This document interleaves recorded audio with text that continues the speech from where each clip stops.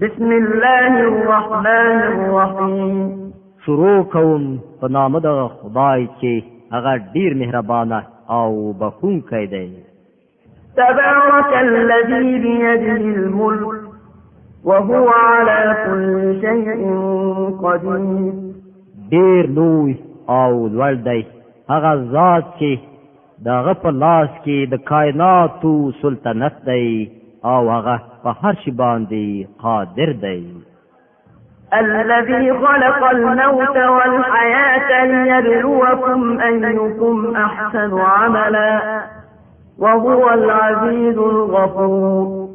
هغه ذات چې مرګ او ژوند پیدا کړ تر څو چې تاسو وازموي وګوري چې د تاسو څوک یو ډیر کامل کوونکی دی او هغه زورور هم دی او بخښونکی هم. الذي خلق 7 سماوات طباقا ما ترى في خلق الرحمن من تفاوت فارجع البصر هل ترى من فطور. هغه ذات چې لاندې باندې و آسمانونه پیدا کړل ته به د رحمان په هستونه کې هیڅ راز نااړوندي ونه مومي. بیا وګرځه وګوره چیرته دې کومه نیمګړتیا تر سترګو کېږي. ثم ارجع البصر كرتين ينقلب إليك البصر خاسئا وهو حسير. بیا سترګې واړوه را واړوه ستا نظر به ستومانه نامراده بیرته درستون شي. ولقد زينا السماء الدنيا بمصابيح وجعلناها رجوما للشياطين وأعتدنا لهم عذاب السعير. موږ تاسو ته نږدې آسمان په سترو ډیوو سره سینګار کړی دی او هماغه مو د شیطانانو د ویښتلو ځغلولو وسایل ګرځولي دي. موږ د دغو شیطانانو لپاره تاوجن اور تیار کړی دی. وللذین كفروا بربهم عذاب جهنم وبئس المصير.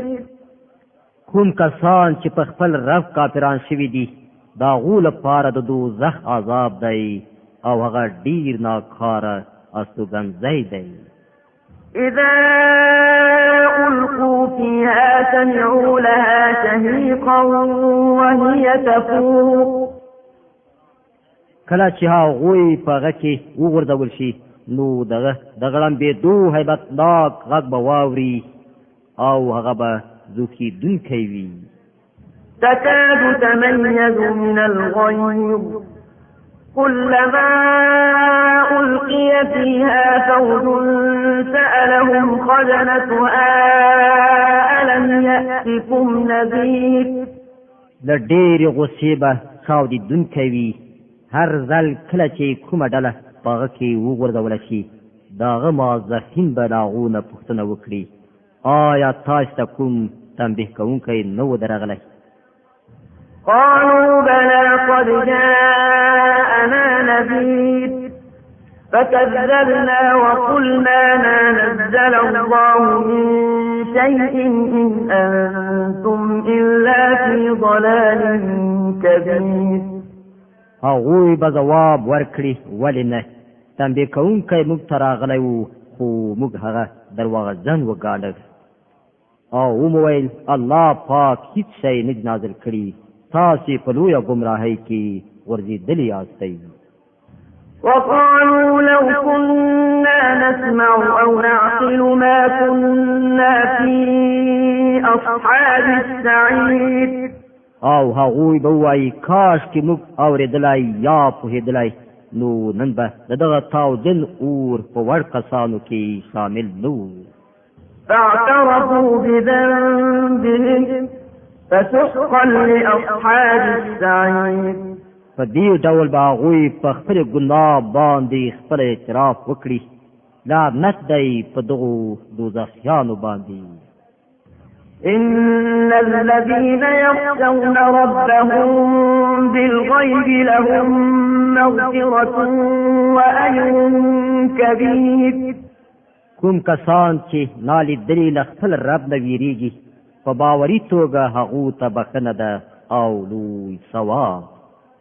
وأسروا قولكم أو اجهروا به إنه عليم بذات الصدور. که تاسې پټې خبرې وکړئ او که په لوړ غږ دا الله پاک لپاره یو شان دي، هغه خو آن د زړونو په رازونو باندې پوهیږي. ألا يعلم من خلق وهو اللطيف الخبير. آیا هغه دې ونه پوهیږي چې هغه پیدا کړی دي په داس حال کې چې هغه باریک بین او باخبره دی. هو الذي جعل لكم الأرض ذلولا فامشوا في مناكبها وكلوا من رزقه وإليه النشور. هغه ذات چې ستاسې لپاره یې ځمکه ایل کړې ده د هغې پر سینه باندې ګرځئ او د خدای جل جلاله روزي خورئ، د همغه حضور ته ستاسې په دوهم ځل ژوندي کېدو سره ورتګ دی. أأمنتم من في السماء أن يخسف بكم الأرض فإذا هي تمور.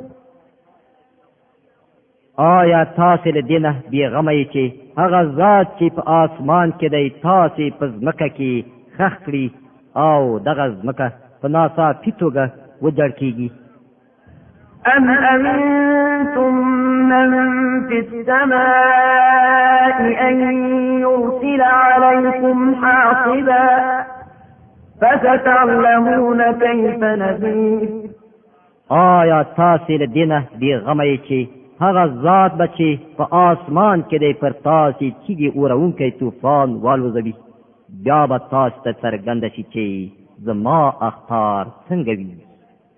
ولقد كذب الذين من قبلهم فكيف كان نكير. له دوی نه پخوا تېر شوو خلکو هم د درواغو نسبت کړی و، نو وګورئ چې زما نیونه څنګه سخته وه.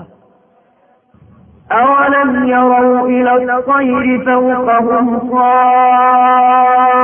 صافات ويقبضن ما يمسكهن إلا الرحمن إنه بكل شيء بصير.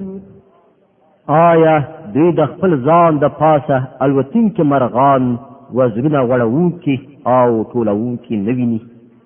د رحمان څخه پرته بل هیڅ څوک نشته چې هغه یې تم کړی وي، همغه د هر څه ساتونکی دی.